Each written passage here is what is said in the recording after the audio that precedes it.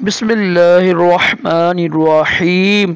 फरमान मुस्तफ़ा सल्लल्लाहु तआला अलैहि वसल्लम, जो मुझ पर एक बार दूध बाग पड़ेगा, अल्लाह पाक उसके 10 दर्जे बुलंद करता है, 10 नेकियां मिलती हैं, 10 गुनाह माफ़ होते हैं। सल्लु अल हबीब सल्लल्लाहु अलैहि मोहम्मद। मीठी चीज़ खाना भी सुन्नत मुबारक है। अशद अतारी न्यू रूहानी लाज लेकर पेश खिदमत। आज का वजीफ़ा सुनने की अक्सर देखा होगा आपने ना, सर्दियों में ना होते हैं एड़ियाँ फट जाती हैं, चीर पड़ जाता है, बड़ी तकलीफ़ होती है। तो अगर हाथ और पाँव की एड़ियाँ फटी हो ना, यानी चीर आया हो, तो ये आप रूहानी इलाज कीजिएगा, ये अमल कीजिएगा, इंशाल्लाह इसकी बरकत से एड़ी ठीक हो जाएगी। कोशिश करें इसका कि नुस्खा भी मैं आपको पेश करता हूँ।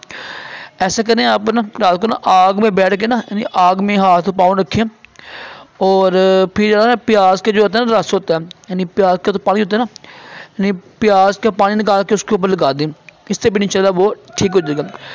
रूहानी इलाज ये है कि ना 3 दिन आप ये अमल कीजिएगा।